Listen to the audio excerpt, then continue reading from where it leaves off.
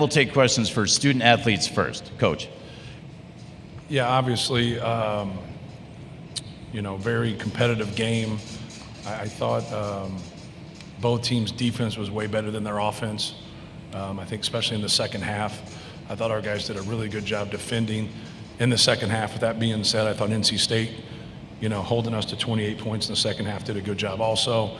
It was just one of those grinder-type games where, we made a few more shots than them, made enough threes, and obviously wanted to keep establishing Zach inside and kind of playing off of that in terms of they were doing some different things with him and just making the right decision and then being able to attack at that point or take the threes that we were given. But we made enough of those. But I thought our defense was really good in the second half. We didn't have any breakdowns. In my opinion, we had too many breakdowns in that first half defensively. Anytime we had those breakdowns with that one stretch, it seemed like they scored.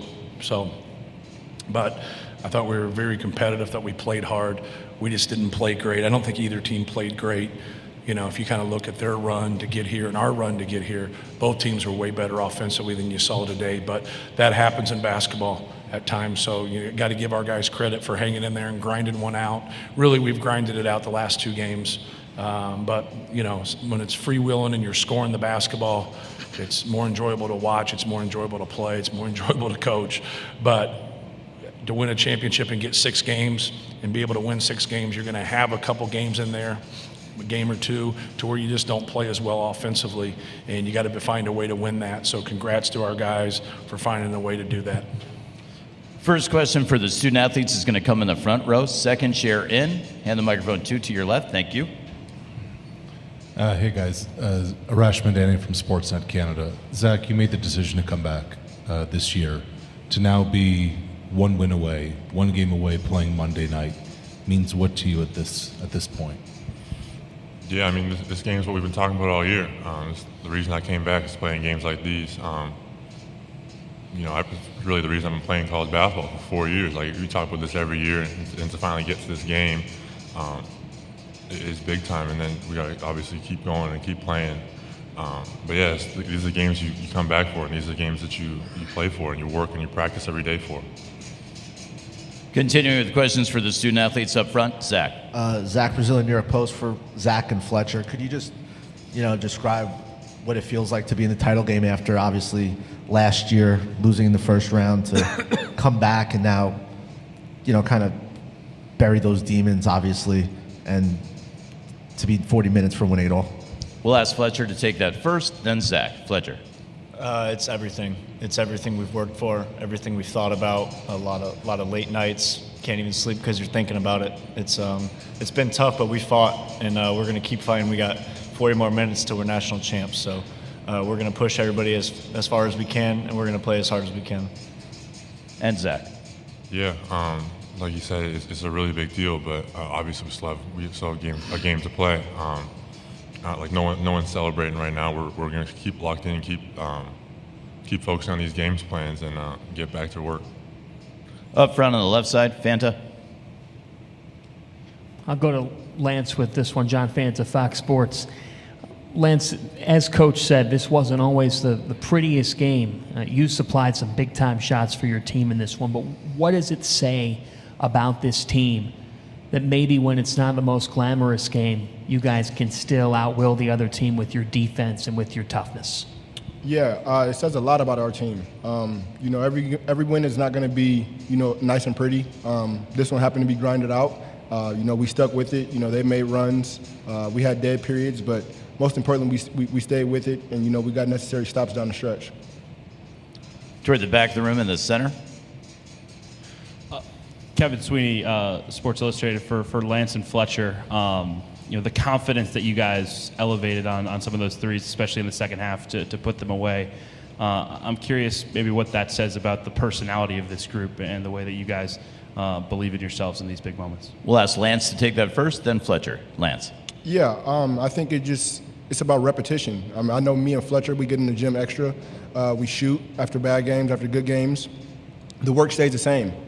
You know, we don't want to shy from moments like this. You know, we worked our whole lives to be in this position, and I think it's just about having confidence. And I can speak for me and my Fletcher that we have a lot of confidence right now. And Fletcher? Yeah, we've just done too much to not shoot it with confidence.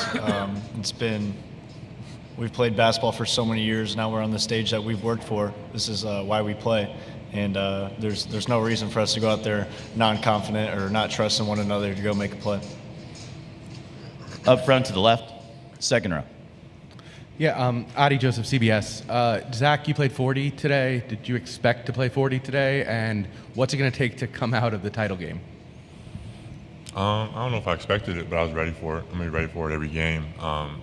Like I've said all weekend now. Like you never want to come out the game. Like no one on the team wants to come out the game. Obviously, if Paint subs us, we're gonna sub. But if you can play every minute of the game, you want to play every minute of the game. You want to play every second of the game. So I'm never gonna complain about Paint leaving me on the floor. Final question for the student athletes before they go back to the locker room. Up front. Zach, they seem like they brought a lot of different looks to you. Had some turnovers that are kind of uncharacteristic and such. But how did you try to handle what they were doing with you defensively? Yeah, they threw a lot of different looks at me. I have to kind of be more ready for it. I think I tried to force it a few times, and that led to some bad offensive possessions for us.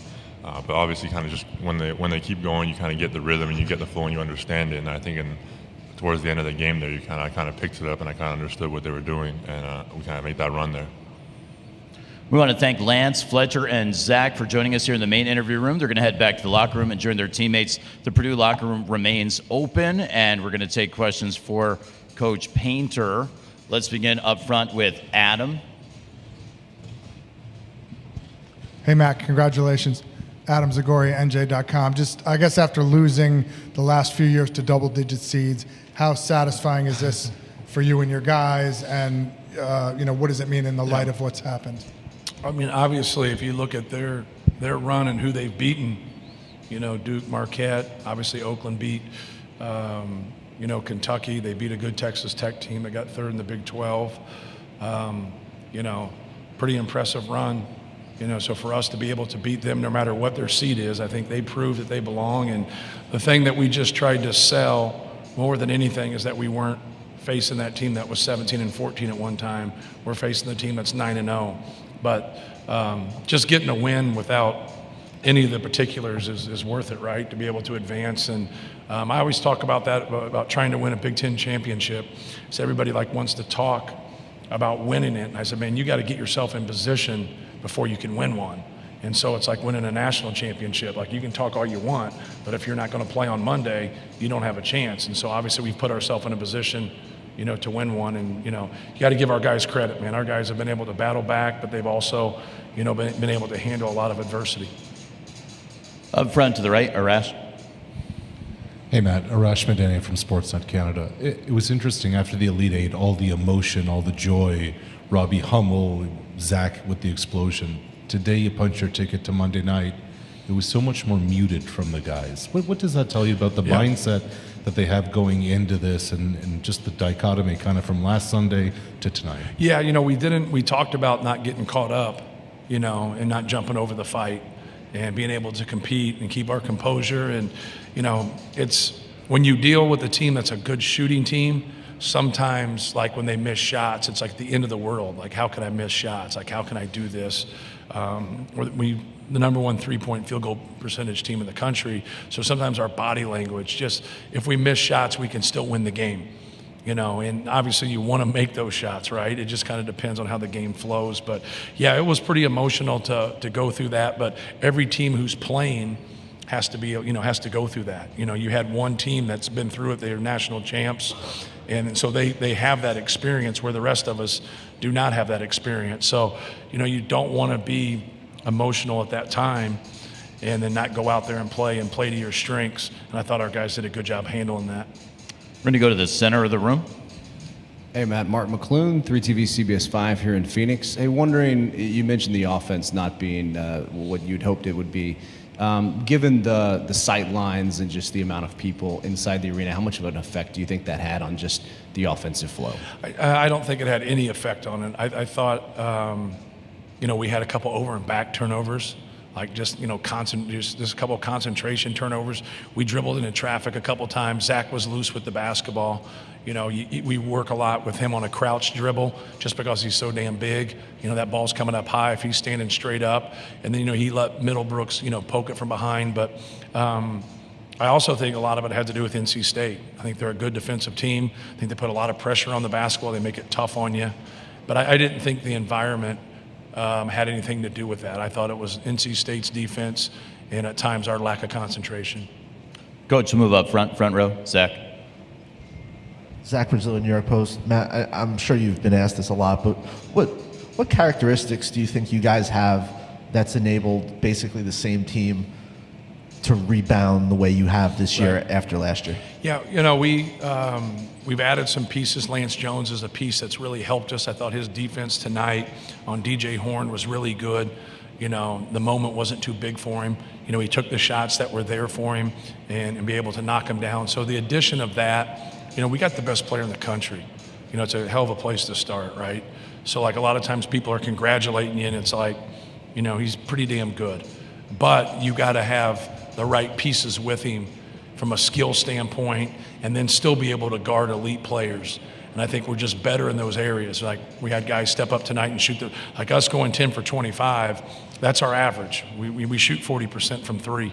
So like now if we can have games where we can get more and then shoot a better percentage, that really helps him. We got to do a better job of helping him. He turned it over tonight. Braden turned it over tonight. So we didn't give ourselves a great chance there. And that's what you want. You want that complete game, and I think that's where we've been able to adjust. We haven't turned the ball over as much, even though tonight we had more than 13. So we're now 7-4 when we have 14 to 17 turnovers. But we're 27-0 when we have 13 or less. So like keeping that number down, and why you got to jump on that and have such a magic number, but doesn't mean we can't win when we have more than 13. But so far we haven't gotten beat when we've had 13 or less. Up front to the left, Fanta. Matt, John Fanta, Fox Sports. Zach Edey has become the first player in the NCAA tournament's history to have 20 and 10 while shooting at least 60% from the floor in 5 games in a single tournament.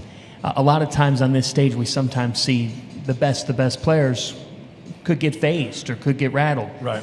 It feels like nothing does that to him. What are you just continually seeing from this person? Right. Well, I thought they did a good job tonight. I thought they battled him. They pushed him out some. They made it difficult on him. They forced him into 5 turnovers. But he still got to his spots. And if he can get to a spot for his jump hook or he can get it at the rim, like he didn't have a lot of dunks, kind of easy ones tonight. He had to earn almost everything, whether he was going to his left hook or his right hook, and just continue to play and continue to compete. But it's really about running things and getting in that position. If he can get there, he's had a lot of success. It doesn't guarantee he will, but the numbers kind of show that once he gets there and gets settled, he's been pretty successful. On the left side, Jerry. Hi, Jerry Palm, CBS. Braden Smith obviously had a very rough first half, didn't hit any shots, turned the ball over a lot. What kind of adjustments do you make at halftime with him to try and get him back on track? Yeah, not really adjustments as much as just try to be encouraging, to tell him, 2 of those turnovers are over and backs. He hasn't done that the whole year. So, you don't know if it's just you got jitters or the anxiety a little bit of just, being out there. But, to me, you can't dribble across half court and stop, right? You can't go the other way.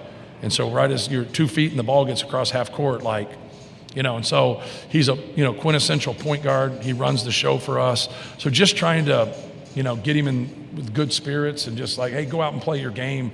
Do when we run stuff, just be aggressive. Look for your shot, keep shooting. And, but no adjustments really. Obviously he didn't turn the ball over the second half, so that was good. And we rely a lot on him. So when he has a little bit of struggles, it's easier for him to get out of it because he stays out there. He plays through his mistakes. I want to congratulate Coach Painter, and thank you, Coach, for joining us here in the main interview room. See you back again tomorrow. All right. Thank you. Thank you, sir.